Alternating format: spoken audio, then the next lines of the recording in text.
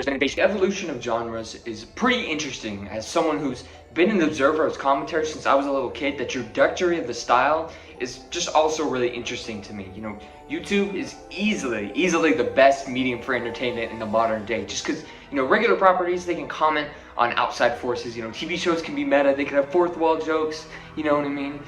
But only YouTube videos has the express purpose of being an outside force that can comment on itself and everything around it, which coincidentally is basically exactly how you could define commentary.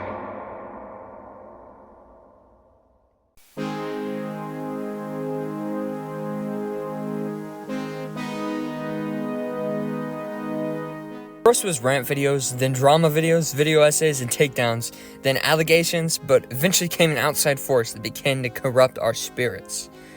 Okay, so TikTok definitely isn't a fucking terroristic force, but you still get the point, okay? Somewhere about here, things started changing, and you could see a shift in the air. The internet, it started a backlash to the edginess that superseded it.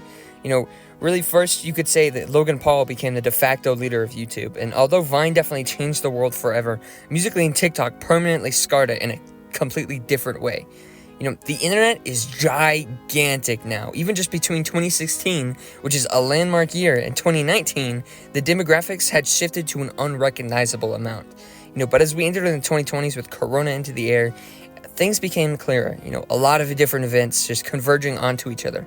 First, the fall of right-wing content being the norm, the rise of TikTok, and the rise of something else. BreadTube, really just commentary with a left-wing spin on it. Or at least it seemed that way, because in the wake, not too long after, came a litany of other things, like T-channels, muck dramas, and soft commentaries. So all of these genres are pretty much cousins, and they all came into style around the same time, and they all peaked around the same time. You know, you look at all of these different genres, you know, you look at all their biggest players, and they all peaked around 2 to 5 years ago. That's their biggest videos. It's funny how you can track the career trajectory of people by the content they create. You know, as some guy once said, art is a mirror to the soul. I'm sure there's some other example out there, but the vast majority of creators in these genres didn't originate on YouTube or were heavily inspired by other content that wasn't. Soft commentary is a genre I just made up, usually made about the same style. They have the same motifs, as you could say. If you wanted to say that, I wouldn't really say that though. It should be noted that the potential of everybody in this genre being FBI agents is actually very high. And there's this happy middle ground between, you know, this, content farms, and kids channels with just the absolute worst thumbnails ever. You know, the goal is to achieve something with such high saturation that it just instantly burns your fucking retinas out of your eyes, and you know, that's like the only thing you can see for like the rest of your eye. For better or for almost always worse. Most of the time they look both AI generated and generated by the fucking depths of hell. You know, Syriac's nightmare animations, they don't come anything close to these Photoshop horrors, okay? Because today we're discussing what I do know is... Let's get into the specifics on that genre. Who are the biggest players in this space? He's very explicitly related to BreadTube, like literally exactly related to BreadTube.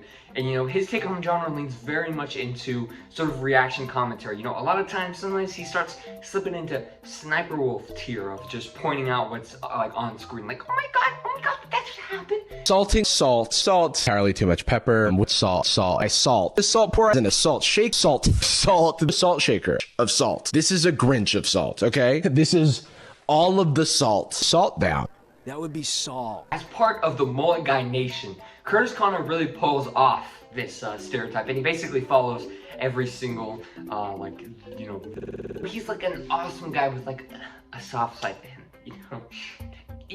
Yo dog, like, I'm cool and stuff. Like, I like to say so all the time. Oh my god, dude, I love women's rights. I just cannot get enough of women's rights, dude. And like, dude, am I the only one thinking, like, right now there's like kids dying in like Africa, and like that's like messed up.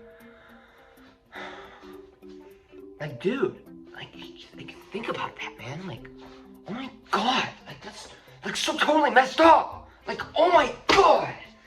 say, Nick? You know, he doesn't really set the genre on fire. You know, a lot of his videos, you know, they go from bad products, weird bad movies. Arby's, we have to eat. So Danny Gonzalez, he shows his roots with a lot of other big players, Vine. And once again, he doesn't really break any mold. But I think that he gets the medal for having the worst thumbnails in the genre. Out of the bunch, you know, disregarding the obviously like bad looking ones or like, you know, joke ones, he also has his fair share of thumbnails which feature fucking odd mannequin recreation photoshops of himself and are obviously just fucking nightmare fuel for all. But okay. I swear to God, he brightens his fucking eyes. Like look at all these things. Like am I stupid? Am I retarded? Is there something wrong with me? Like look at his eyes. Why are they so blue?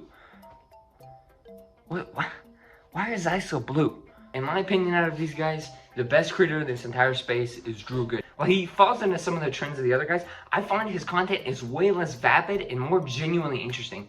You know, I think when he moves away from, you know, the regular soft commentary fodder and focuses on shows he genuinely enjoys, it skyrockets the quality. Like take his video on loss, for example. You know, it's not really the regular thing that you'd see anybody in his type covering, but you could tell he genuinely really does care about this show. He genuinely really does think the show is awesome, and that, you know, the things that were said about it are just like bad, you know.